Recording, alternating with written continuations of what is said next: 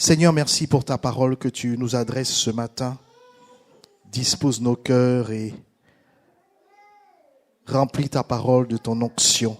Tes paroles sont esprit et vie. Qu'elles portent de bons fruits dans nos vies. À ta gloire en Jésus. Amen. Voilà, on va prendre nos Bibles dans le livre d'Ézéchiel, chapitre 22, au verset 25. Le titre de cette méditation, qui ne sera pas très longue, c'est « Le temps, le serviteur silencieux de Dieu ». Je répète, le temps, le serviteur silencieux de Dieu. Ézéchiel chapitre 12, excusez-moi. Ézéchiel chapitre 12, autant pour moi. J'ai dit 22 ?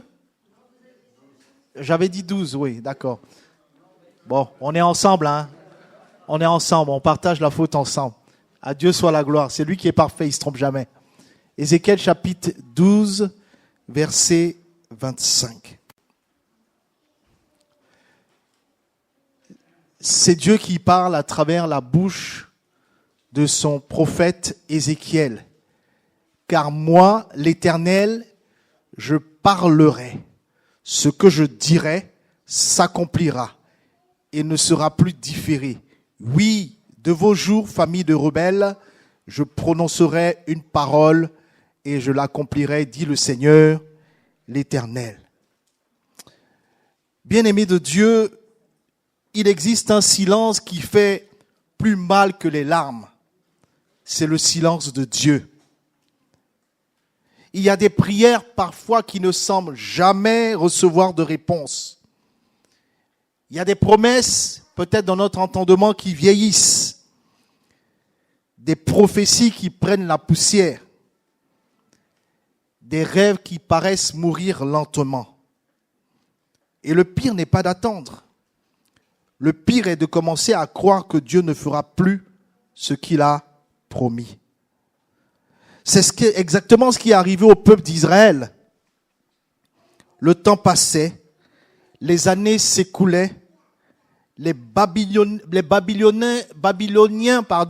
dominaient toujours sur eux. Et les promesses de Dieu semblaient rester suspendues dans le ciel. Alors le peuple a inventé un proverbe, les jours se prolongent et toutes les visions restent sans effet. Autrement dit, Dieu parle, mais rien n'arrive. N'est-ce pas parfois notre langage intérieur? Nous ne le disons pas toujours avec nos lèvres, mais notre cœur murmure. Seigneur, jusqu'à quand? C'est précisément à ce cœur fatigué que Dieu répond. Non pas par une nouvelle promesse, mais par une révélation de son caractère. Moi, l'Éternel. Comme si Dieu disait, avant de regarder le temps qui passe, regarde à qui je suis. Parce que lorsque nous perdons de vue Dieu, le temps devient notre ennemi. Amen. Mais lorsque nous retrouvons Dieu, le temps redevient son serviteur. Le problème n'était pas la longueur de l'attente du peuple. Le problème était que le peuple avait commencé à interpréter le silence de Dieu comme une absence de Dieu. Alors une question s'impose quand on lit ce texte. Que fait Dieu pendant qu'il semble ne rien faire? Que fait Dieu? C'est bien, il dit, je parlerai, ce que je dirai s'accomplira, mais pendant ce temps, qu'est-ce qu'il fait? Bien-aimé, le temps éprouve notre confiance en Dieu plutôt que notre patience. Le texte ne parle pas d'abord du temps, il parle de la foi.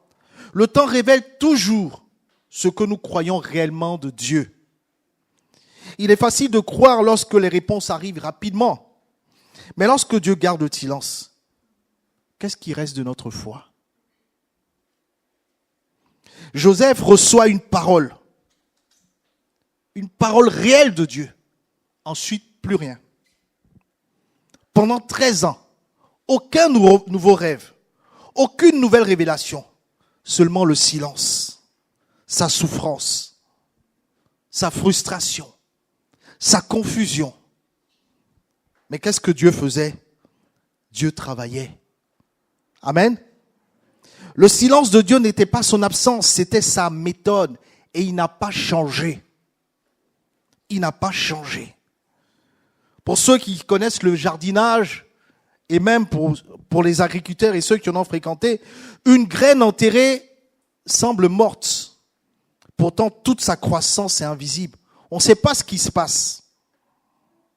Le silence de la terre n'est pas la mort de la semence. C'est le lieu de sa transformation. De la même façon que Dieu agit.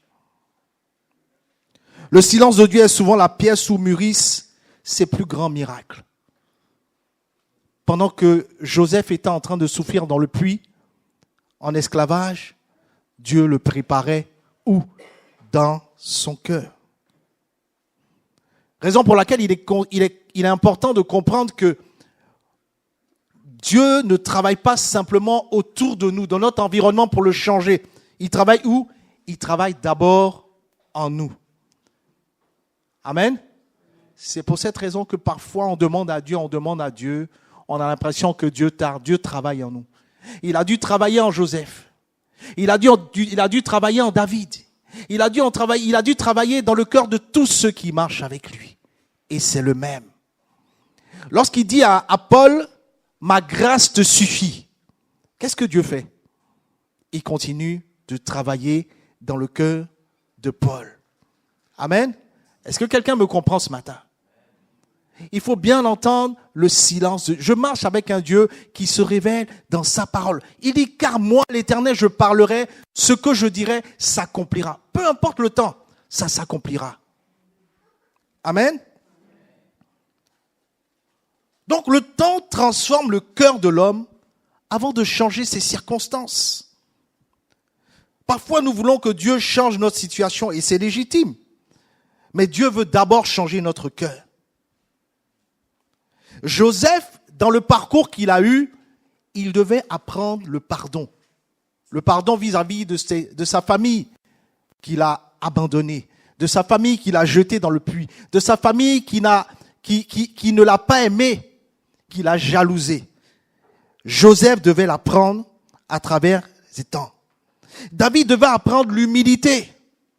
Pour ça, il devait rester loin de sa famille, en train de paître les brebis, être oublié des siens. Il devait apprendre cela. Est-ce que quelqu'un pense à ce que Dieu est en train de travailler dans son cœur? Amen. Parfois, on peut avoir tout ce qui est matériel, tout ce qui est temporel. Mais regardez à ce que Dieu est en train de travailler en nous. Amen. On entend souvent dire, le Seigneur revient bientôt. Mais il vient retrouver nos âmes, pas notre corps. Est-ce qu'il va venir trouver son caractère? Est-ce qu'il va venir trouver en chacun de nous le fruit de l'esprit? Bien-aimés, laissons Dieu travailler. Amen. Laissons Dieu travailler. Peut-être qu'on n'a pas compris, Seigneur, c'est dur. Je ne comprends pas tout. Esther nous le rappelait. Je ne comprends pas tout. Parce que si on veut comprendre ces choses, commencer à comprendre pourquoi il nous aime. Pourquoi moi qu'un autre? Je ne suis pas mieux qu'un autre. Mais il nous aime. Et il a un plan. Moïse devait perdre sa confiance en lui-même. Pierre devait pleurer avant de conduire l'église. Pourquoi? Parce que Dieu préfère former un homme avant de lui confier une mission. Peut-être que quelqu'un me dira, mais c'est quoi ma mission? Si, tu as une mission. D'être la lumière du monde. Mais avant de dire la lumière du monde, la lumière de tous ceux qui sont dans ta famille, qui ne connaissent pas Jésus. Et ça, c'est une haute mission. Et pour ça, Dieu doit travailler notre cœur pour que nous appuyions de façon permanente notre mission. C'est facile de dire « je suis évangélique ». N'est-ce pas ce qu'on dit? Mais un évangélique qui ne brille pas, ou du moins dont on garde un mauvais témoignage, c'est une catastrophe. Peut-être de se dire « mais j'ai raté ma mission ». Amen. Ma mission d'être la lumière du monde. Qui dit que je suis la lumière du monde? C'est le monde? Non, c'est ce que Jésus dit que je suis. Lui, la lumière du monde, et cette lumière est en nous. et elle doit éclairer notre environnement. Amen. Les ténèbres, c'est pas la nuit, hein. Les ténèbres, c'est tout ce qui est sans Dieu. Amen. Le plus grand miracle de Dieu n'est pas toujours l'ouverture d'une porte, c'est la transformation de celui qui franchira cette porte. Lorsque Dieu construit un pont, les fondations prennent plus de temps que ce que l'on voit ensuite. Les fondations sont cachées, pourtant elles portent tout l'ouvrage. Nos saisons cachées sont les fondations de nos saisons visibles. Dieu, bien-aimé, est plus préoccupé par ce que tu deviens que par ce que tu obtiens. Est-ce que quelqu'un m'entend? Dieu est plus préoccupé par ce que tu deviens plutôt que par ce que tu obtiens matériellement, sachant que ce que tu obtiens passera. Amen. Puis vient un moment où Dieu cesse de préparer, il manifeste. Dans Ézéchiel, Dieu déclare « Ce que je dirai s'accomplira ». Quelle assurance! Dans notre temps, on dirait « Mais sur quoi il compte ?» Ce que je dirai s'accomplira. Dieu ne dit pas « J'essaierai de faire de toi quelqu'un de bien ». Il dit « Cela arrivera ». Mais bien aimé, le temps peut sembler lent. Mais le temps ne peut pas annuler la parole de Dieu. Lorsque Jésus vient dans le monde, la Bible dit « Lorsque les temps furent accomplis ». Ce n'est pas une indication chronologique, c'est une déclaration théologique. Le Père n'a pas envoyé son Fils quand les hommes étaient prêts. Amen. Il a envoyé quand son plan à lui était prêt. Et lorsque Jésus meurt sur la croix, il prononce cette parole célèbre que tout le monde connaît. Tout est... Le temps avait terminé son ministère et la promesse était devenue une personne. Le salut avait un visage clair, le Christ. Voilà pourquoi, bien-aimé, ton espérance, mon espérance, notre espérance ne repose pas sur le temps qui passe. Notre espérance repose sur Jésus-Christ qui accomplit les promesses du Père. En lui, la promesse de Dieu est oui et amen. Le temps annonce l'heure, mais c'est Jésus qui accomplit son œuvre. Amen. Bien-aimés de Dieu, frères et sœurs, le temps n'est pas seulement une succession de jours. Dans les mains de Dieu, le temps devient un ministère qui a des objectifs et une vision claire. Il visite nos orgueils. Que quelqu'un me dise amen, s'il est d'accord. Il visite nos orgueils. Il éprouve notre foi. Il transforme notre cœur. Et il prépare nos destinées. Et quand son œuvre est achevée, Dieu parle. Dieu parle. Est-ce que vous savez, peut-être vous le rappelez, que nous sommes la parole de Dieu pour ceux qui ne connaissent pas Dieu. Il faut savoir que dans votre vie, autour de vous, des gens ne liront jamais la Bible. Mais ils vous liront vous, qui avez mangé la Bible.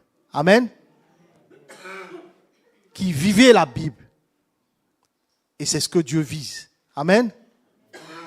L'amour de Dieu, ils ne le verront pas comme ça de façon, ils le verront à travers la main tendue. L'amour, le pardon, la réconciliation, l'encouragement, l'espérance. Gloire à Dieu. Et c'est ce que Dieu est en train de travailler avec le temps. Le temps travaille pour Dieu. Alors tout le monde comprend que Dieu n'était jamais en retard. Amen. Dieu n'est jamais en retard. Il est simplement en train d'écrire une histoire que personne ne pouvait encore lire. Peut-être dans ma vie, peut-être dans ta vie. Dieu est en train d'écrire. Amen. Dieu est en train d'écrire. Voilà pourquoi Ézéchiel 12, 25 nous dit, ce qu'il a dit, ce n'est pas une promesse, c'est une invitation à faire confiance au Dieu qui règne. La Bible dit de lui qu'il est le maître, Je vous laisse terminer. Dieu, c'est Daniel qui parle, Dieu est le maître des circonstances. Rien ne lui échappe. Amen. Le temps est son serviteur. Peut-être que tu es assis sur une promesse de Dieu. Mais Dieu ne t'a pas oublié. Parce que alors que tu n'étais pas prêt, alors que je n'étais pas prêt, il est mort à la croix pour me sauver. Et comme si ça ne suffisait pas, il est ressuscité. Jésus-Christ est l'accomplissement de toutes les promesses de Dieu. En lui, les croyants que nous sommes découvrent que le temps n'est pas un vide à subir, mais un espace où Dieu nous façonne pour nous conduire vers la volonté de Dieu. À mon sens, c'est cette lecture qui touche davantage le cœur. Elle ne parle pas seulement du temps, elle nous confronte, elle confronte chacun de nous à la question essentielle. Que révèle mon attente sur ma confiance en Dieu? Amen. C'est cette interrogation enracinée dans le texte d'Ézéchiel qui ouvre la porte à une véritable transformation. Amen. Bien-aimés, pour terminer, le Saint-Esprit ce matin ne nous conduit pas dans ce texte pour nous apprendre une leçon sur le temps. Il nous y a conduit pour nous révéler notre cœur, l'état de notre cœur. Le peuple d'Israël n'avait pas seulement un problème d'attente. Il avait commencé à douter du caractère de Dieu. C'est pour ça que Dieu rappelle, moi Dieu. Et en ce qui concerne Israël, les jours passaient et leur confiance en Dieu s'éteignait. Ils ne rejetaient pas Dieu ouvertement, mais ils avaient cessé d'attendre sa visitation avec foi. N'est-ce pas ce qui peut arriver à chacun de nous ce matin par rapport à nos vies? Peut-être que Dieu t'a parlé il y a des années. Tu as prié, tu as jeûné, tu as persévéré, puis le silence s'est installé. Et sans t'en rendre compte, tu as remplacé l'attente par la résignation. Oui, tu es toujours à l'église, mais tu n'attends plus rien. Tu pries, oui, tu pries encore, mais sans espérance. Tu sers Dieu, mais ton cœur est fatigué. Aujourd'hui, ce matin, le Seigneur ne te demande pas de produire un miracle. Il te demande de lui rendre ta confiance. Écoute ce qu'il dit. Moi, l'Éternel, je parlerai. Ce que je dirai s'accomplira. Ce n'est pas le temps qui a le dernier mot. Ce n'est pas le retard qui a le dernier mot. Ce n'est pas la souffrance qui a le dernier mot. Ce n'est pas l'opinion des hommes qui a le dernier mot. Le dernier mot appartient toujours à Dieu. Si tu reconnais que l'attente a refroidi ta foi, si tu reconnais que ton cœur s'est laissé gagner par le découragement, si tu veux aujourd'hui renouveler ta confiance dans le Seigneur, le maître des temps, des circonstances, lève-toi dans ton cœur, dans sa présence. Non pour montrer quelque chose aux hommes, mais pour dire au Seigneur, Seigneur, je choisis de te faire confiance à nouveau. Je remets mon calendrier entre tes mains parce que je crois en ta parole aujourd'hui qui agira. Amen. Je crois en ta parole qui agira. On peut fermer les yeux, ouvrir les cœurs et faire cette prière ensemble, si vous voulez bien. Père très saint, nous venons devant toi avec des cœurs ouverts. Tu connais l'attente de chacun de nous, secret dans nos cœurs. Tu connais nos blessures. Tu connais nos questions, les saisons de silence que nous traversons. Au nom de Jésus-Christ, ce matin, nous te demandons pardon. Chaque fois que nous avons laissé la durée de l'attente devenir plus grande que notre confiance en toi. Oui, Seigneur, pardonne-nous lorsque nous avons regardé l'horloge plus que ta parole. Lorsque nous avons laissé le découragement remplacer l'espérance. Aujourd'hui, nous choisissons à travers ta parole. Nous choisissons de croire à nouveau. Nous proclamons que tu es le Dieu fidèle, celui qui ne ment jamais et dont aucune parole ne tombe à terre. Seigneur, visite nos cœurs fatigués. Ranime les espérances éteintes. Relève ceux qui ont abandonné leur rêve spirituel en toi. Redonne de la force à ceux qui marchent depuis longtemps dans une saison d'attente. Au nom de Jésus-Christ, que toute œuvre de préparation que tu as accomplie dans nos vies arrive à son plein accomplissement. Formons-nous le caractère de Jésus-Christ. Purifie nos motivations, guéris nos blessures. Délivre-nous de l'impatience, de l'amertume et de l'incrédulité. Nous déclarons que les portes que tu as préparées s'ouvriront au temps fixé par toi. Que tes appels soient confirmés, que les mystères entrent dans leur maturité, que les familles que nous représentons verront ta fidélité, que les vies brisées connaîtront ta restauration. Nous proclamons que tout ce qui était caché sera révélé selon ta volonté, que toute obscurité sera éclairée par ta lumière. Nous refusons désormais de vivre selon la peur ou la précipitation. Nous choisissons de marcher au rythme de ton Saint-Esprit, car nous croyons que tu tiens les temps et les circonstances dans ta main. Et celui qui a commencé en nous cette bonne œuvre l'achèvera pour la gloire de ton Fils. Alors Seigneur, à toi soit la gloire, l'honneur et la puissance, aujourd'hui et pour les siècles des siècles, au nom puissant de Jésus-Christ. Amen.